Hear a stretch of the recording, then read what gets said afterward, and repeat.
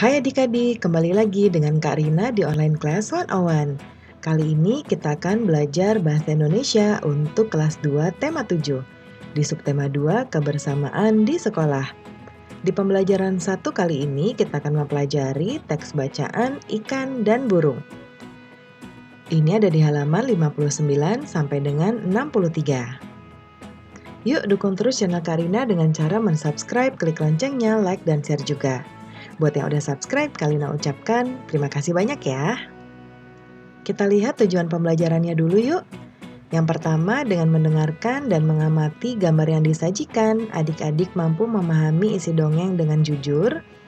Yang kedua, dengan menceritakan kembali dongeng, adik-adik dapat mengaitkan isi dongeng dengan hidup rukun dan jujur. Dan yang ketiga, dengan kegiatan menceritakan kembali dongeng, adik-adik mampu menemukan isi dongeng dengan percaya diri. Jangan lupa untuk berdoa dahulu sebelum mulai belajar ya adik-adik. Jaga kesehatan dan selalu ikuti anjuran Bapak dan Ibu guru serta orang tua di rumah. Yuk kita mulai adik-adik, ini ada di halaman 59 ya, di subtema 2. Nah ini ada pembukaan dulu dari subtema 2 yaitu dengan bacaan kebersamaan di sekolah. Siti adalah siswa kelas 2 SDN Nusantara 01. Siswa-siswi kelas 2 hidup rukun. Mereka setiap hari belajar di sekolah bersama. Teman Siti di sekolah berasal dari berbagai daerah. Teman Siti berasal dari beragam suku. Mereka juga menganut beragam agama. Mereka belajar dengan giat dan rukun. Siswa kelas 2 dapat hidup bersama. Nah, kita lihat yuk bacaan berikutnya ada tentang upacara bendera. Kita lihat di sini ada Siti, ya, ada di tengah-tengah barisan, kemudian sedang memberi hormat kepada bendera Indonesia yang sedang dinaikkan oleh pasukan pengibar bendera. Ya, ada Bapak dan Ibu guru juga. Setiap hari Senin, SDN Nusantara 01 melaksanakan upacara bendera. Siswa berbaris sesuai kelas masing-masing. Kelas 2 berbaris satu barisan dipimpin seorang siswa. Siti menjadi pimpinan barisan. Siti dan teman-temannya sangat senang mengikuti upacara bendera. Seusai kegiatan upacara bendera, Ibu guru akan menyampaikan cerita. Ibu guru akan mendongeng. Siti dan teman-temannya bergegas masuk kelas. Nah, kita lihat yuk dongengnya adik-adik. Dongengnya judulnya Ikan dan Burung. Nah, ini adalah fabel. Fabel itu adalah cerita yang tokohnya adalah hewan atau binatang ya adik-adik. Nah, kita lihat yuk bacaannya ada di sini ya. Nah, Karin akan bacakan, adik-adik dengarkan, nanti kita akan menjawab beberapa pertanyaan untuk tugas kita. Judulnya Ikan dan Burung. Di sebuah hutan hiduplah dua binatang yang saling bersahabat. Binatang itu adalah burung dan ikan. Keduanya sangat dekat dan selalu saling membantu. Kedekatan keduanya ini tidak terjadi begitu saja, melainkan melalui suatu kejadian yang mengubah mereka. Waktu itu ikan sedang beristirahat di pinggiran sungai. Ia memandangi biji-bijian di pohon tepat di atasnya. Kelihatannya biji-bijian itu enak sekali kalau dimakan, kata ikan dalam hati. Ia lalu berusaha meloncat setinggi-tingginya untuk mendapatkannya. Berkali-kali ia meloncat, namun ia tak berhasil mencapai biji-bijian itu. Ia hanya bisa memandangi biji-bijian itu. Saat sedang memandangi biji-bijian itu, perhatiannya teralihkan oleh seekor burung yang berterbangan ke sana kemari. Tuhan, kenapa Engkau tidak memberiku sayap untuk terbang agar aku bisa meraih biji-bijian itu, kata si ikan dalam hati. Kita tinggalkan si ikan dan beralih ke burung. Setelah berterbangan, burung lalu hinggap di salah satu dahan pohon di pinggir sungai untuk beristirahat. Saat itu, ia melihat ke air. Di dasar air sungai itu, ia bisa melihat banyak sekali cacing bergeliatan. Kelihatannya cacing-cacing itu enak dimakan, kata burung dalam hati. Ia lalu berusaha masuk ke dalam air untuk menyelam dan menangkap cacing-cacing itu. Namun, ia tak berhasil karena ia tidak bisa berenang. Ia hanya bisa memandangi cacing itu dari atas pohon. Saat sedang memandangi cacing-cacing di dalam air, perhatiannya teralihkan pada ikan yang sedang berenang di dalam air. Tuhan, kenapa Engkau tidak memberiku ekor dan sirip untuk berenang agar aku bisa meraih cacing-cacing dalam air itu? Kata si burung dalam hati. Akhirnya ikan dan burung saling tahu kesulitan masing-masing. Berkali-kali si ikan melihat burung menyelam ke air untuk mendapatkan cacing. Demikian pun si burung berkali-kali melihat ikan meloncat-loncat untuk mendapatkan biji-bijian. Lalu mereka berkenalan. "Hei ikan, apakah kau menginginkan biji-bijian ini?" kata burung.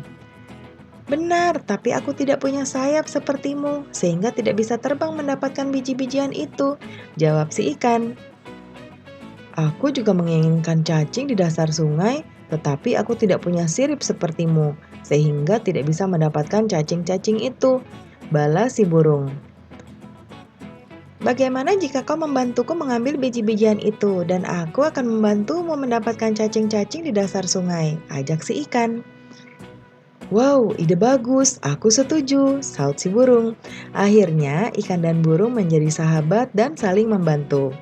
Nah, adik-adik, itu dia cerita fabel dengan judul Ikan dan Burung. Ya, kita lihat yuk tugas kita. Ayo ceritakan kembali dongeng yang telah disampaikan tadi.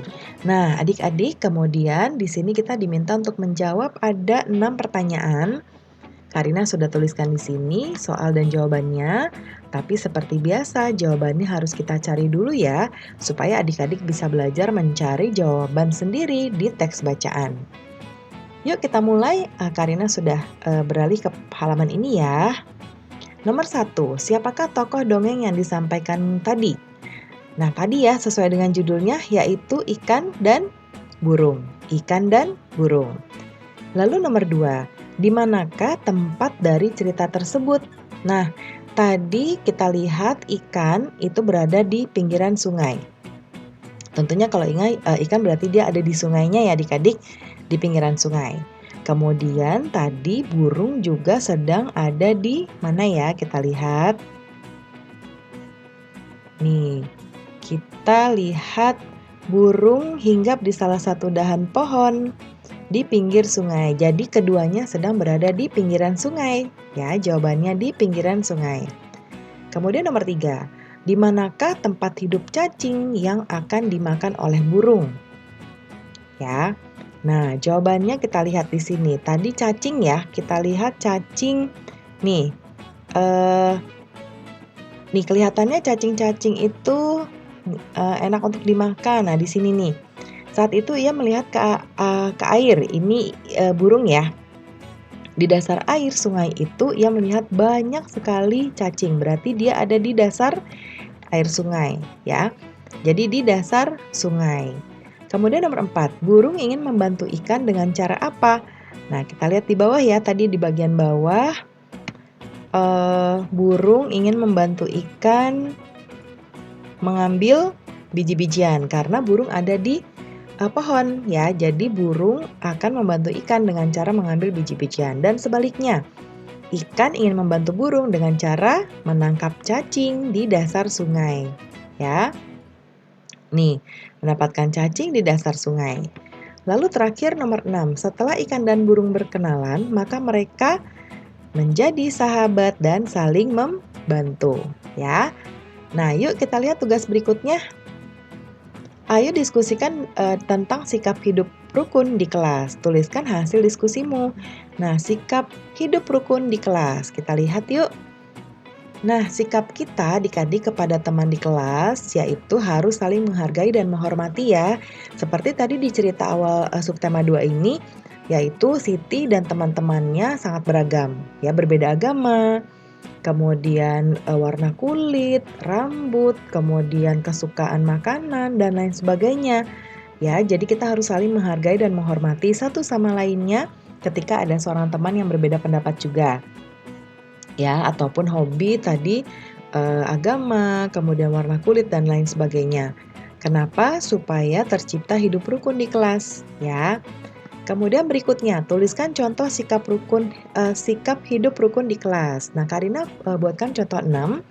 Nanti adik-adik boleh buatkan lebih. dan menggunakan kalimat sendiri ya. Nah, ini acuan jawaban dari Kak Rina. Yang pertama, tidak bercanda dengan kalimat mengejek ya. Contohnya tadi warna kulit kita berbeda-beda. Ya, yang kulitnya putih mengejek yang hitam. Ih, kamu kulitnya hitam. Atau sebaliknya, ah kamu kulitnya putih nggak pernah nggak sehat kulitnya gitu ya. Itu tidak boleh ya adik-adik. Jadi apapun warna kulitnya, kita tidak boleh mencari-cari hal untuk mengejek. Kemudian yang kedua, menolong teman yang sakit. Kalau misalnya nih Siti pusing, kemudian kita tolong Siti untuk mengantar ke UKS supaya diperiksa dan diberi obat. Ya, kemudian menjalankan piket kelas. Ya, saling membantu, ada yang menyapu, ada yang mengelap jendela, ada yang menghapus papan tulis ya, menjalankan piket kelas. Kemudian melaksanakan upacara dengan tertib. Upacara itu di setiap hari Senin adalah suatu keharusan kita untuk menjalankan upacara bendera ya adik-adik. Ada menyanyikan lagu, mengheningkan cipta, dan lain-lain ya. Nah, kemudian yang kelima, mengutamakan musyawarah apabila ingin mengambil keputusan bersama. Misalnya tadi menentukan piket. Ya, menentukan piket misalnya Kak Rina nih hari Senin jadwalnya, tapi ternyata pulang sekolah siang-siang Kak Rina harus segera siap-siap, makan siang, kemudian beristirahat sebentar, lalu ada les. Sehingga kalau Kak Rina piket dulu, Kak Rina tidak akan sempat. Ya, lalu Kak Rina bilang ke Pak Guru, Kak Rina ada les, jadi mohon diganti jadwal piketnya jadi hari Selasa, seperti itu.